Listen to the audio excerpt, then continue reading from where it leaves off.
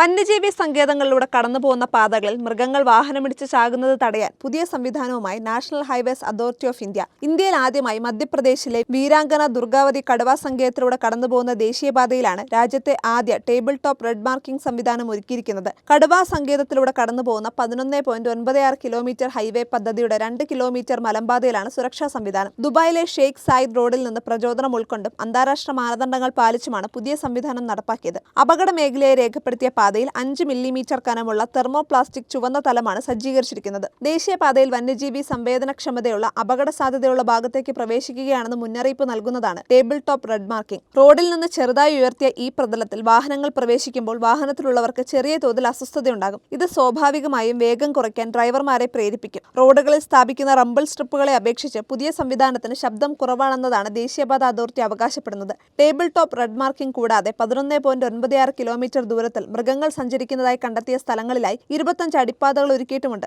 മൃഗങ്ങൾ റോഡിലേക്ക് പ്രവേശിക്കുന്നത് തടയുന്നതിനായി ഹൈവേയുടെ ഇരുവശത്തും തുടർച്ചയായി ചെയിനുകൾ യോജിപ്പിച്ചുള്ള വേലികൾ സ്ഥാപിച്ചിട്ടുണ്ട്. ഈ സംവിധാനം വിജയകരമാണെന്ന് കണ്ടാൽ മറ്റു വന്യജീവി സങ്കേതങ്ങളിലേക്കും വ്യാപിപ്പിക്കാനാണ് ദേശീയപാത അതോറിറ്റിയുടെ നീക്കം. കോഴിക്കോട് ബാംഗ്ലൂർ ദേശീയപാത 677 ബന്ദിപ്പൂർ കടുവാ സങ്കേതത്തിനുള്ളിൽ കടന്നുപോകുന്ന റോഡിൽ വന്യജീവികൾ വാഹനമിടിച്ച് ചാകുന്നത് തടയാനെന്ന പേരിലാണ് രാത്രി 9 മുതൽ രാവിലെ 6 വരെ ഗതാഗത നിയന്ത്രണം ഏർപ്പെടുത്തിയിരിക്കുന്നത്. ഭാവിയിൽ ഈ പാതയിലും പുതിയ സംവിധാനം ഏർപ്പെടുത്തിയേക്കും.